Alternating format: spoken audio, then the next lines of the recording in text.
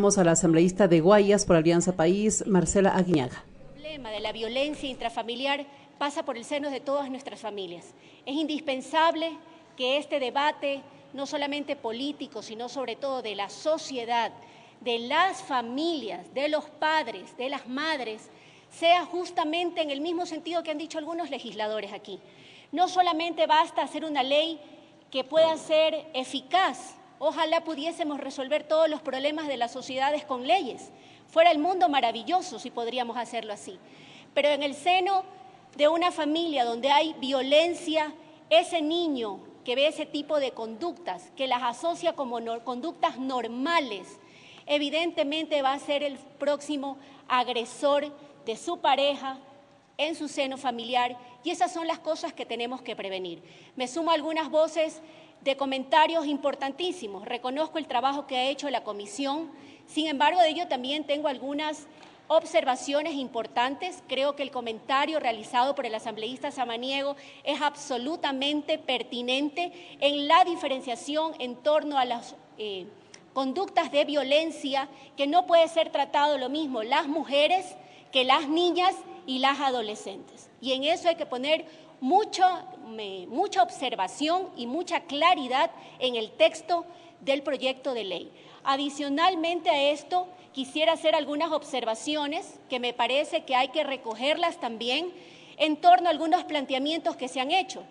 Relacionado al artículo 5 y el enfoque de género, tengo algunas preocupaciones porque la redacción de todo el proyecto de ley habla del enfoque de género sin que se tenga mucha claridad en torno cuáles son las limitaciones, cuál podría ser una confusión, qué debe contenerse en torno a los sujetos de protección, cuál es el ámbito de aplicación, cuál es la finalidad al tener y redactar intersectorialmente el enfoque de género, y adicionalmente también dejar con claridad, evidentemente, todo lo relacionado a las formas, diversidades del enfoque interseccional de las diversidades de mujeres, y también algunos tipos de violencias que vemos que se encuentran excluidos del proyecto de ley, en especial en los artículos 8 y 10.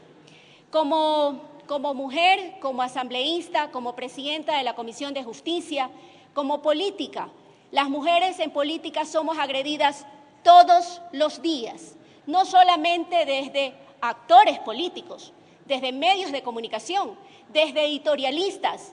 El ser mujer y ser política parecería ser que es una condición para ser agredida.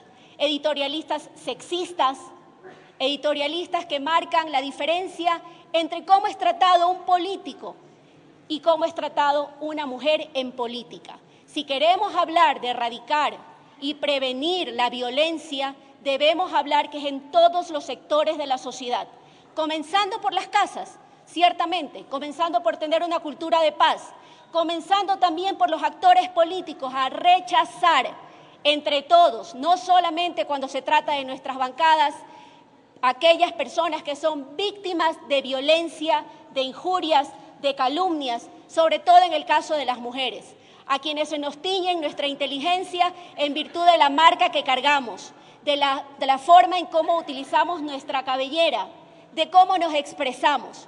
Y esas son formas de violencia. Si queremos una ley que sea eficaz, una ley que lleve efectivamente a tomar medidas dentro de un sistema de protección, requerimos que la ley sea absolutamente clara.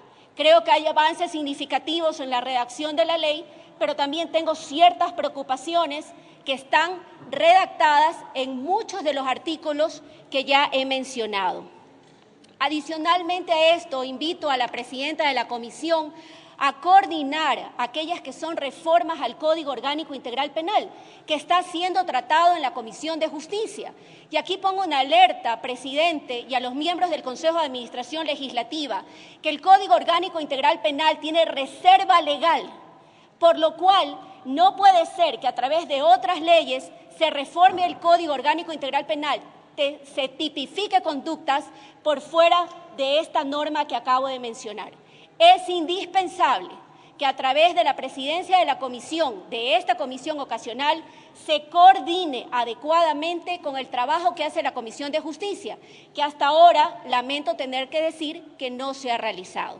Sin embargo, de ello, las medidas de protección que constan en el Código Orgánico Integral Penal 558 seguramente no son todas las medidas adecuadas. Hay que mejorar sobre todo en el procedimiento, que sea rápido, sumario y que sea efectivamente preventivo y que evite mayores circunstancias peligrosas de conductas que tienen como efecto la muerte de las mujeres en las manos de aquellos que alguna vez les dijeron que las amaban. Es indispensable entonces que trabajemos en una forma estructural, que este debate sea serio, no de posiciones de bancadas, no de la argumentación de ideologías, sino un tema estructural de una pandemia que está viviendo nuestra sociedad. Para esto hay que invitar a los medios de comunicación.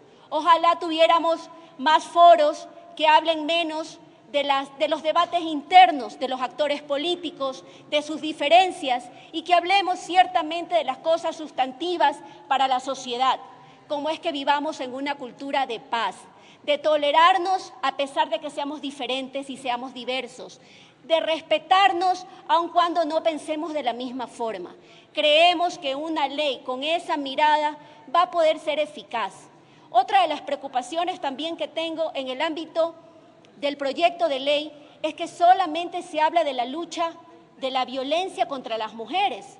¿Qué pasa en el seno familiar de aquella violencia entre padres e hijos, hijos hacia padres mayores de la tercera edad y otras formas de violencia que nacen del círculo familiar? Es indispensable que este debate sea mucho más profundo y evidentemente sea mucho más sustantivo para que hayan efectos eficaces de la norma, caso contrario será letra muerta. Que se creen medidas también para dar cumplimiento efectivo a las sentencias judiciales, con respecto también a la rehabilitación del agresor.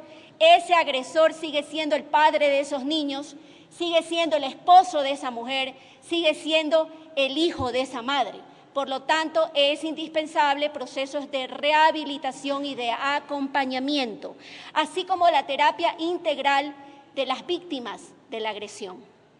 Este Sistema Nacional de Prevención para prevenir, para ser reiterativa y erradicar la violencia de género en contra de las mujeres, no solamente debe abarcar al gobierno central, debe estar aterrizado también hacia un sistema descentralizado que pase por el resto de autoridades a nivel nacional. Se deben mejorar los mecanismos de protección de forma inmediata, eficaz y rápida para evitar mayores circunstancias de violencia. Evidentemente, como ya vemos, está asociado a que luego terminen casos de femicidio. La ley debe ser eficaz, eficiente y aplicable para cambiar la realidad de la violencia. Debe proponer cambios estructurales, institucionales, asignarse recursos para ello. También como debe establecerse la necesidad de que estos temas sean debatidos estructuralmente desde la educación, desde el acompañamiento de las políticas sociales.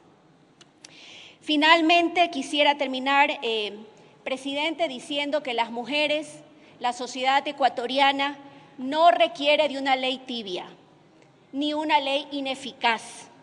Requerimos un compromiso real del Estado y de la sociedad en general para eliminar la violencia contra nuestras madres, contra nuestras hijas, contra nuestras hermanas, contra nuestras amigas. Porque si tocan a una de nosotras, nos tocan a todas. Gracias, presidenta. Era la intervención.